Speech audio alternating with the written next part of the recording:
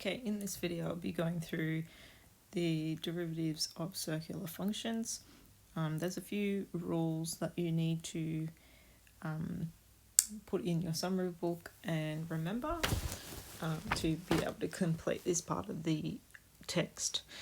So the first one here is when you have f of x equals sine of k of x, the derivative of this function, so f dash x, is the derivative of what was in the bracket multiplied, and sine becomes cos, and then of what was in the bracket, so in this case k of x.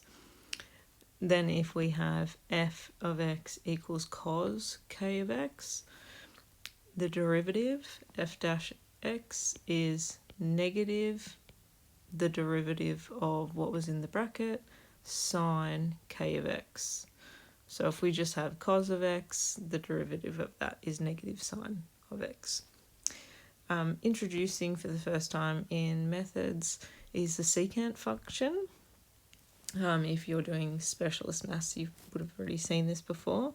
So sec of x is given by 1 over tan of x, which helps us simplify in some applications of this, and also helps us derive this function here, which is the derivative of tan. So f of x is tan of k of x, and the derivative of that, f dash f of x, is given by the derivative of what was in the bracket times sec squared k of x, so the original bracket. For example, let's do an easy one to start with. If we have this example here, y equal to sine 2 theta, find y dash. So y dash is given by the derivative of the bracket, which was just 2, and then if we go up to our rules, so sine becomes cos, and it's just 2 of theta. Easy. Going on to another example, we have y equals 2 squared 2 theta. Find the derivative with respect to theta. So for this particular example, we're going to use the chain rule. I'm going to let y equal u squared and u equal cos 2 theta. Du is 2u just to the power of 1. Get rid of that. And du de theta is, so if you go back to the previous slide, the derivative of cos is negative sine theta, but I also have the times by the derivative of this, so it'd be negative 2 sine 2 theta.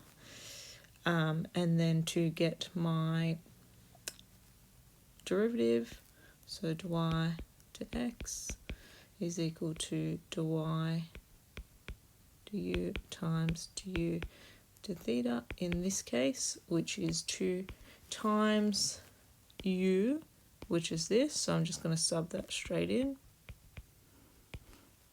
and then times du to theta, which is negative 2 sine 2 theta.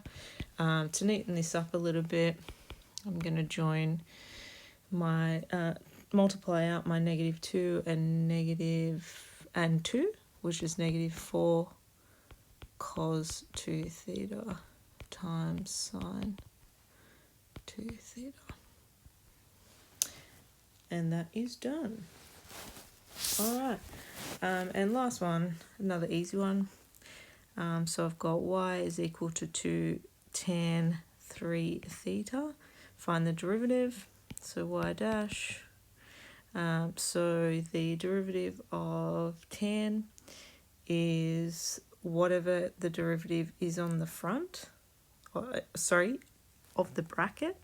So 3 times Now I've got this at the start of the function, so I've got to multiply that out. So 3 times 2, and then I'm timesing that by, so tan theta becomes a sec squared, and then what was in the brackets, and then needing, obviously multiplying those two out, so 6 sec squared 3 theta is the derivative. Just some real basic ones just to get you started. There's some really nice questions in that part of the Cambridge text, so hopefully this helps you get into that. Cheers.